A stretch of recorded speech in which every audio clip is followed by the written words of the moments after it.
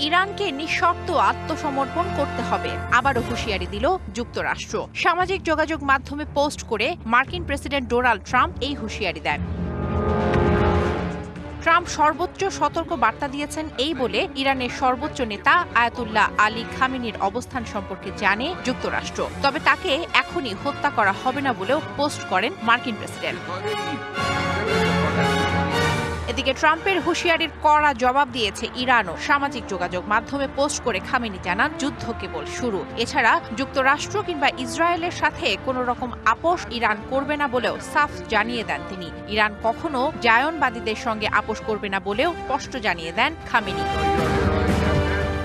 ক্রমেই Iran Israel সংঘাতে যুক্তরাষ্ট্র জড়িয়ে বিশ্বমহলে উদ্বেগ আরও বাড়ছে বলে মনে করছেন বিশ্লেষকরা। দুই দেশের সংঘাতে সরাসরি না জড়ানোর কথা বললেও তেহরানের ওপর নানামুখী চাপ বাড়াচ্ছে যুক্তরাষ্ট্র। এরই মধ্যে মধ্যপ্রাচ্যের দিকে মার্কিন রণতরী পাঠানোর পর এবার মঙ্গলবার যুক্তরাজ্যের পূর্বাঞ্চলীয় ঘাঁটি থেকে কয়েকটি F-35 বিমান উড়াল দিয়েছে। মধ্যপ্রাচ্যের বিমান ঘাঁটিগুলোতেও জোরদার করা হয়েছে অতিরিক্ত নিরাপত্তা ব্যবস্থা। ইরানের পারমাণবিক কর্মসূচি বন্ধে ডোনাল্ড ট্রাম্প আরও পদক্ষেপ নিতে পারেন বলে সতর্ক করেছে মার্কিন vice president JD Vance. Iran ইসরায়েলের মধ্যে তুমুল সংঘাত গড়ালো ষষ্ঠ দিনে। পাল্টাপাল্টি হামলা চালিয়ে যাচ্ছে দুপক্ষ। ইসরায়েলি বিমান ঘাঁটি লক্ষ্য করে বিমান হামলার দাবি করেছে ইরান। এদিকে ইরানের সেন্ট্রিফিউজ উৎপাদন কেন্দ্রে হামলার দাবি ইসরায়েলের। এদিকে পাল্টাপাল্টি এসব হামলায় আতঙ্কে দিন পার করছে দুই দেশের মানুষ। শোভন শাহমিন দিশা, DBC news desk.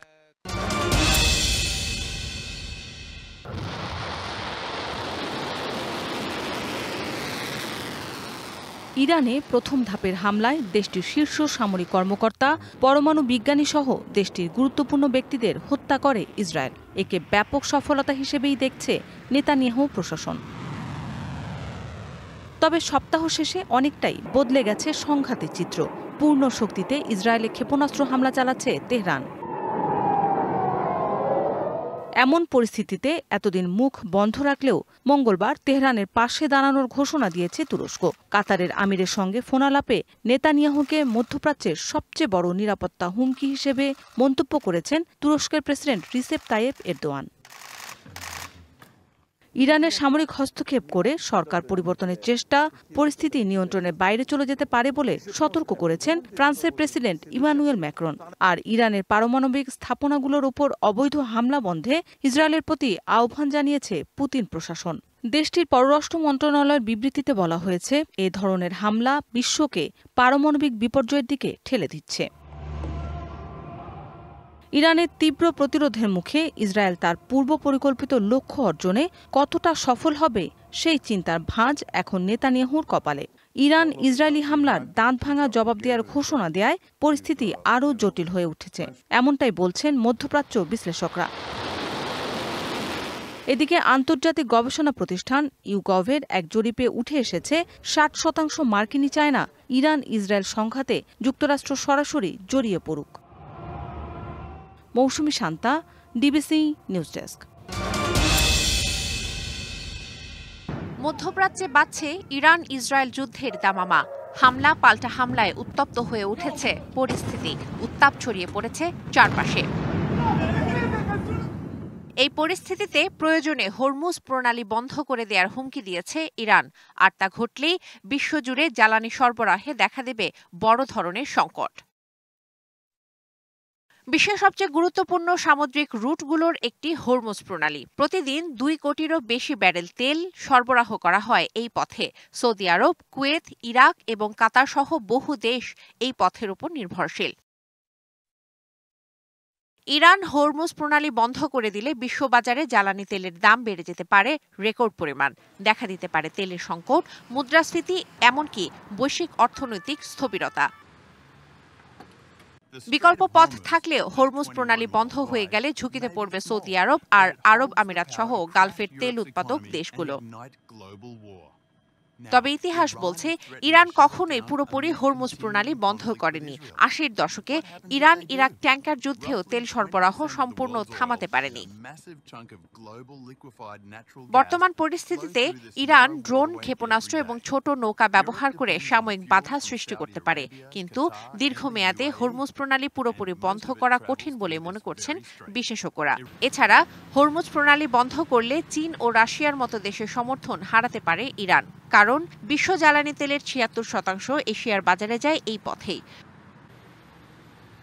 Sovan Shahmin দিশা, ডিবিসি নিউজ ডেস্ক। দেখা দিছে, এর জন্য দুনিয়া এখন ভয়ের মধ্যে আছে।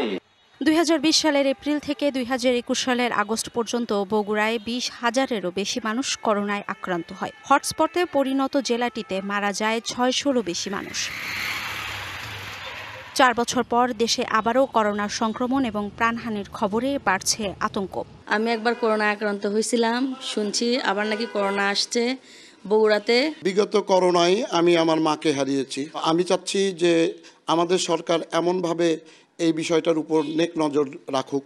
করোনা মোকাবিলায় বগুড়ার মোহাম্মদ আলী হাসপাতাল এবং শহীদ জিয়াউর রহমান মেডিকেল কলেজ হাসপাতালে আইসিইউ সহ সব ধরনের প্রস্তুতি থাকার পরও জনবল ও কিট সংকটে পরীক্ষা শুরু করা যাচ্ছে না।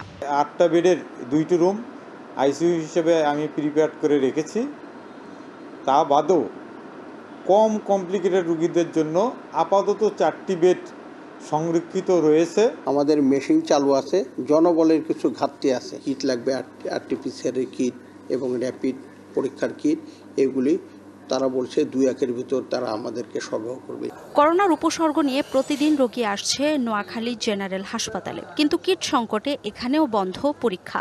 জ্বর, ঠান্ডি আর শরীর জ্বর আছে, বইরাতে গিরে গিরে কাম্বা, কাশি আছে। করোনার কিট নাই, সেই হিসেবে লক্ষণ থাকলেও আমি বলতে পারতেছি না যে সে করোনা পেশেন্ট। করোনা আক্রান্তদের চিহ্নিত করে আইসোলেশনে নেওয়া যাচ্ছে না, তাই ঝুঁকি বাড়ছে সংক্রমণ ছড়িয়ে পড়ার।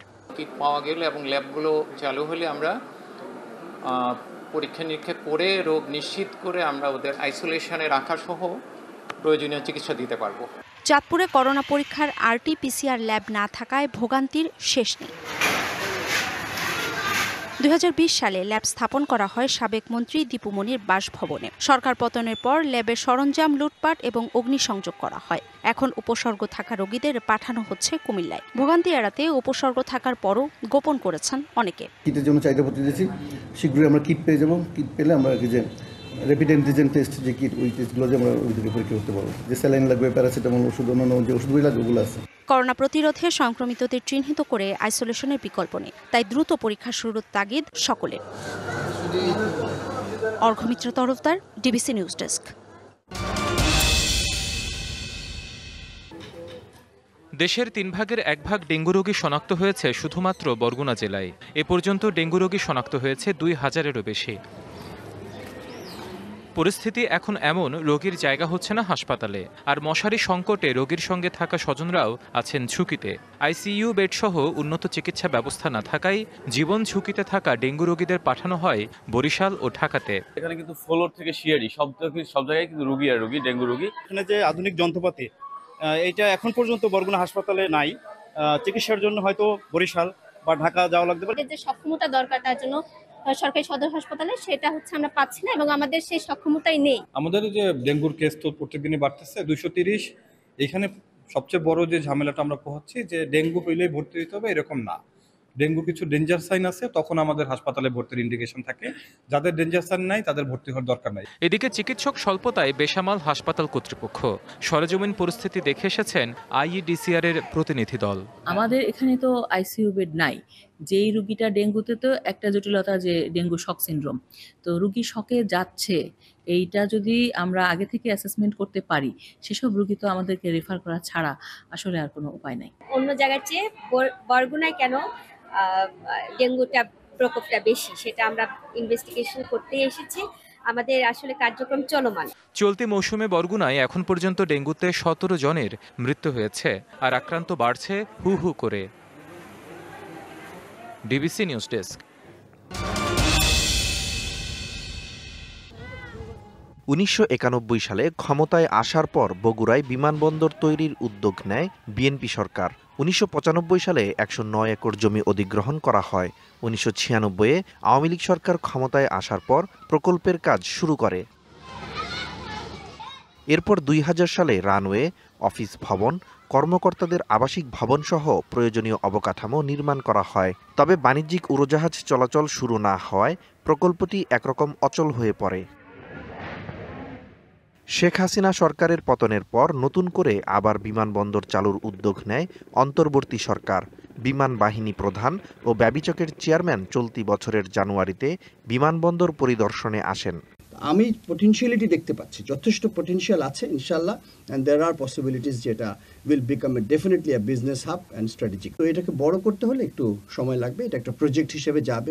বর্তমানে যে 4700 ফিট রানওয়ে আছে তা সংস্কারের কাজ চলছে। এছাড়া 1500 ফুট সম্প্রসারণের জন্য 100 একর জমি অধিগ্রহণ প্রয়োজন। ফার্স্ট ফেজে আসলে সংস্কার কাজ করছে, এক্সিস্টিং যে আমাদের রানওয়েটা আছে এটা সংস্কার হচ্ছে। রানওয়ে এক্সটেনশন হলে এখানে আপনার কমার্শিয়ালি ফ্লাইট ওঠানামা করতে পারবে। ভূমি অধিগ্রহণ করতে হবে, ভূমি অধিগ্রহণের প্রস্তাব আমরা এখনো পাইনি। ব্যবসায়ীরা বলছেন স্থানীয় বিনিয়োগে এই বিমানবন্দর এখন সময়ের দাবি। বিদেশি অনেক কোম্পানি আমাদের এখানে জয়েন্ট ভেঞ্চারে কাজ করতে আগ্রহী, কিন্তু তারা শুধুমাত্র যোগাযোগ ব্যবস্থার কারণে, এয়ারপোর্ট না থাকার কারণে সেই বিনিয়োগগুলো আমরা আনতে পারছি না। আমাদের যে ন্যায্য অধিকার বা আমাদের যে সুযোগ সুবিধা যেটা আমাদের পাওয়া দরকার সেটা আমরা পাবো বলে বিশ্বাস করি। ব্যবিচক বলছে সব ঠিক থাকলে চলতি বছরেই চালু হতে পারে বগুড়া বিমানবন্দর। DBC news desk.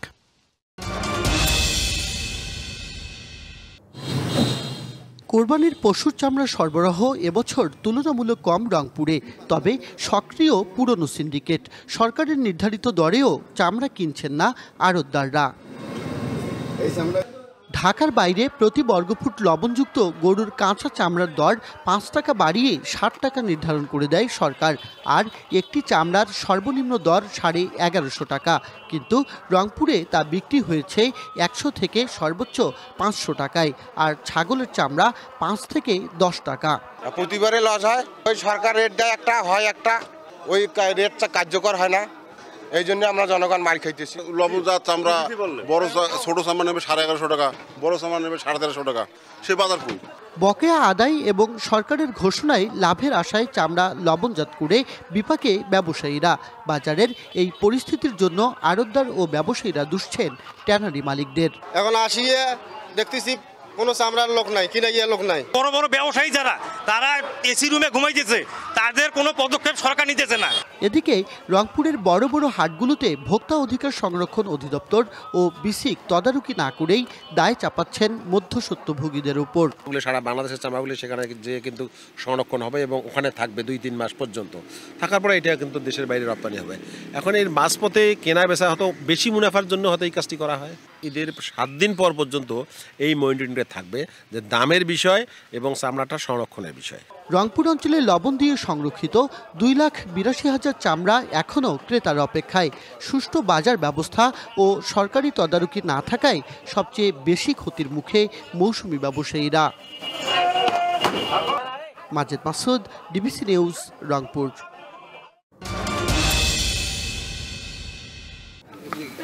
সম্প্রতি গাইবান্ধার ফুলছড়ি উপজেলার কাঞ্চিপাড়া ইউনিয়নের শহীদ মিনার থেকে সৈয়দপুর ঘাট পর্যন্ত সড়ক পুনর্নির্মাণ করা হয়। কাজের শুরু থেকেই নিম্নমানের সামগ্রী ব্যবহার ও অনিয়মের অভিযোগ ওঠে ঠিকাদারের বিরুদ্ধে।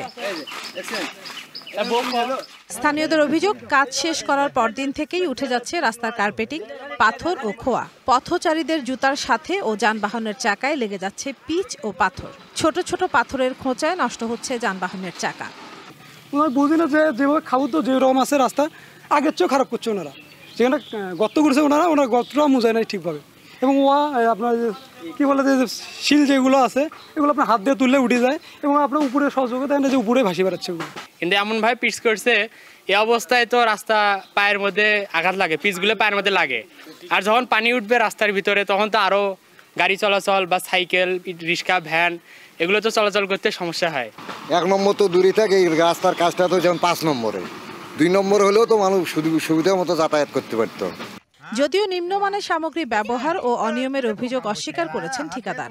তার দাবি, বৃষ্টির কারণে রাস্তার এমন হাল। অতিরিক্ত 7 দিন ধরে এখানে বৃষ্টি, এবং কাজটা করার পর থেকে বৃষ্টি হওয়ার কারণেই আমরা একটু মনে করেন যে এই রাস্তাটা এই অবস্থা হয়েছে, মানে বৃষ্টির কারণে। এটা রোদ পেলে এটা রাস্তা মোটামুটি ভালো হয়ে যাবে। সড়ক নির্মাণে ত্রুটি থাকার কথা স্বীকার করেছেন সড়ক বিভাগের নির্বাহী প্রকৌশলী। আমরা আইডেন্টিফাই করেছি কোন কোন জায়গা নষ্ট হয়েছে এবং আমরা ঠিকাদারকে একটা চিঠি দিয়েছি যে এই মেরামতগুলো করে দিতে, এবং তাদের যে নষ্ট হয়েছে তাদের আমরা মৌখিকভাবে তাদের কাছে শুনেছি যে কি কারণে হয়েছে, তারাও এই ধরনের কারণে বলেছে। আমরা তারপরেও তাদেরকে একটা প্রতিবেদন দাখিল করতে বলেছি। 1200 মিটার সড়কটি পুনর্নির্মাণে বরাদ্দ দেওয়া হয়েছে প্রায় 16 লাখ টাকা। DBC news desk. ঠাকুরগাঁও সদরের রহিমানপুর ও আকচা ইউনিয়নকে ভাগ করেছে শুক নদী। তবে পণ্য পরিবহন, লেখাপড়া সহ নানা কারণে এক পাড়ের মানুষকে প্রতিনিয়ত যেতে হয় অন্য পাড়ে। গুরুত্বপূর্ণ হলেও নদীতে সেতু না থাকায় চরম দুর্ভোগে দুই ইউনিয়নের অন্তত 10,000 মানুষ। শুষ্ক মৌসুমে বাঁশের সাঁকো দিয়ে চলাচলের ব্যবস্থা করা হলেও বর্ষায় পারাপারে দুর্ভোগের মাত্রা বেড়ে যায় কয়েক গুণ। একটা ছোট্ট নদী আছে, এই নদীটার কারণে তাদেরকে কয়েক কিলোমিটার ঘুরে তাদেরকে শহরে যেতে হয়। এখানে কোনো ব্রিজ ট্রিজ নাই, আমরা এই কষ্টে বহুদিন যাবত আছি।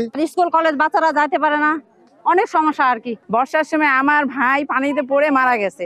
বিভিন্ন সময়ে দপ্তরে দপ্তরে ধর্ণা দিয়েও কাজ হয়নি। এই ব্রিজটার কথা আমরা দীর্ঘদিন ধরেই শুনে আসতেছি। এটা যখনই কেউ আসেন বলে যান যে হবে হবে, কিন্তু হয় না। এর আগে আমরা অনেক আন্দোলন করছি, আমাদের অনেকে অনেক আশ্বাস দিয়ে গেছে। আমরা আশা করছি যে এবার ব্রিজটা হবে। যদিও এবার শুক নদীতে দ্রুত একটি সেতু নির্মাণের আশ্বাস দিয়েছে উপজেলা প্রশাসন। এটার জন্য আমরা অস্থায়ীভাবে একটা প্রাকলন দাঁড় করিয়েছি। আশা করি এটা 1 মাসের ভিতরে আমরা কাজ শুরু করতে পারবো ইনশাল্লাহ। আমাদের উপজেলা প্রশাসনের পক্ষ থেকে স্থানীয় সরকার মন্ত্রণালয়, আমাদের উপজেলা ইঞ্জিনিয়ার সাহেব আছেন, সম্মিলিত প্রচেষ্টায় বেইলি ব্রিজ করা যায় কিনা এটা খুব শীঘ্রই আমরা এটার ব্যবস্থা করব। শুধু আশ্বাস নয়, দীর্ঘদিনের ভোগান্তির অবসানে সেতু নির্মাণ কাজ বাস্তবায়নের দাবি স্থানীয়দের। DBC news desk. পার্বত্য জেলা বান্দরবনের সবচেয়ে দুর্গম উপজেলা থানচি। জেলা সদর থেকে 81 কিলোমিটার দূরে এর অবস্থান। স্থানীয়দের চিকিৎসা সেবা নিশ্চিতে 2021 সালে থানচি উপজেলা স্বাস্থ্য কমপ্লেক্সটি 31 থেকে 50 শয্যায় উন্নীত করা হয়। তবে আধুনিক সুবিধা ও সরঞ্জাম বাড়লেও নেই চাহিদামতো চিকিৎসক ও নার্স। এক্স-রে ও ইসিজি পরীক্ষায় ন্যূনতম জনবল না থাকায় সৃষ্টি হয়েছে অচল অবস্থা। সংশ্লিষ্টদের তথ্য মতে হাসপাতালটিতে 12 চিকিৎসক ও 18 নার্স সহ মোট 100টি পদ রয়েছে। এর মধ্যে 45টি পদ শূন্য। স্বাস্থ্য ও পরিবার পরিকল্পনা কর্মকর্তা সহ চিকিৎসক রয়েছে মাত্র 1 জন। আরএমও পদ এবং ডেন্টাল সার্জনের পদও শূন্য। নতুন নির্মিত স্বাস্থ্যকেন্দ্রে গিয়ে দেখা যায় শয্যাগুলো রোগী শূন্য হয়ে পড়ে আছে। পুরনো 31 শয্যার শিশুসহ ভর্তি রোগী কয়েকজন। ভর্তি আনেছে, এখন ডাক্তার নাই, কিছু নাই, ওষুধ খাওয়া দিয়ে নাই, আমাকে কিছু দিতে পারে না। পরে রোগী চিকিৎসা করার মতো ডাক্তার এখানে যদি পোস্টিং করলে আমাদের পক্ষে ভালো হয় আর কি। কয়েকবার চিকিৎসক ও যন্ত্রপাতির চাহিদা দিয়েও সংশ্লিষ্টদের সাড়া পাওয়া যায়নি বলে জানালেন উপজেলা স্বাস্থ্য কর্মকর্তা। বিভিন্ন ধরনের যে প্যাথোলজিক্যাল সুবিধা এখানে দেওয়ার কথা ছিল, এই যন্ত্রপাতিগুলো নাই। আমরা আমাদের চাহিদা দিয়েছি অনেকবার আমাদের ঊর্ধ্বতন কর্তৃপক্ষের কাছে, কিন্তু অদ্যাবধি এখনো আমরা এসব প্যাথোলজিক্যাল যন্ত্রপাতিগুলো পাইনি। নতুন সম্প্রসারিত 19 শয্যার আধুনিক সুবিধা সংবলিত হাসপাতালে 4টি কেবিন ও 15টি ওয়ার্ড রয়েছে। দ্রুত জনবল নিয়োগ সহ পূর্ণাঙ্গ স্বাস্থ্যসেবা চালুর দাবি স্থানীয়দের।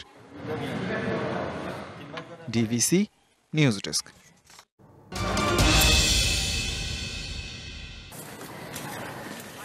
গাছে গাছে ঝুলছে ভেলিস, ফিগার, নাড়ু, সুলতানা, ডিঙ্গন সহ কয়েক জাতের আঙ্গুর। বাগানে রয়েছে ইউরোপ, আমেরিকা, জাপান ও মধ্যপ্রাচ্যের শতাধিক গাছ। ফরিদপুরের শোভারামপুর এলাকার যুবক সেলিম আল দিন ও মাফিকুল ইসলাম 2023 সালে 75% জমিতে গড়েন আঙুরের বাগান। পরপর 2 বার পেয়েছেন ভালো ফলন। এই ফল বিক্রি না করে রেখেছেন উন্মুক্ত।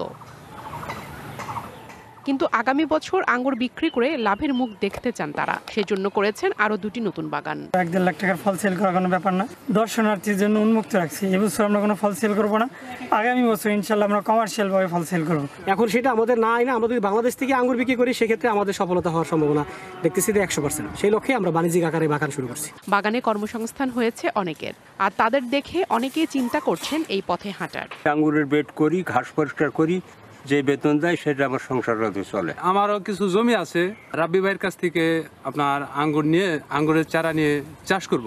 ঘুরতে আসছি আমি, এখানে অনেক সুন্দর সুন্দর আঙ্গুর দেখছি, এখানে অনেক রঙের আঙ্গুর আছে।